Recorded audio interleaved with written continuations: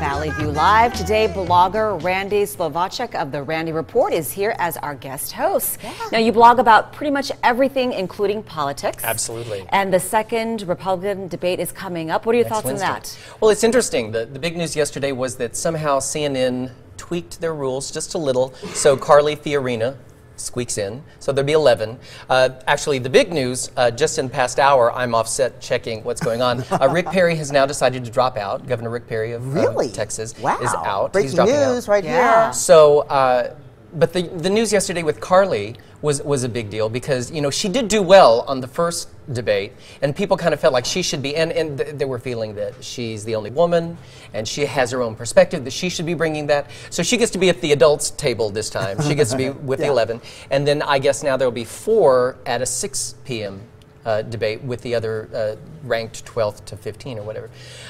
It's been interesting with this process because there's such different things going on the political spectrum. Over on the Democrat side, you know, Hillary is not attacking Bernie. Right. Bernie's not attacking Hillary. Right. Biden is considering possibly getting in. Last night he was on the Stephen Colbert show and he kind of leaned that he wasn't. Maybe. Right. But you know, you have the Democrats all being nice and they just want to talk about their policies. And over here you've got these 15 Republicans and they're all, you say a word about Donald Trump and you are in trouble. Right. And he takes a shot at you and you're...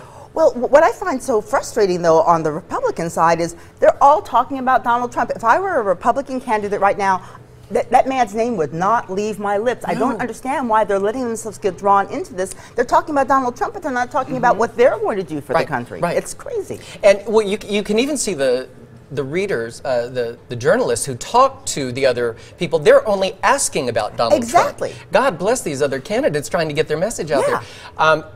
The problem does get to be, though, that what they're talking about Donald Trump, we're not talking about policies, we're not talking about what he actually wants to do. Right. Like, it was in the news big time yesterday that in a new interview, he saw a clip of Carly Fiorina on TV and he went, "That face, who could vote for that face?"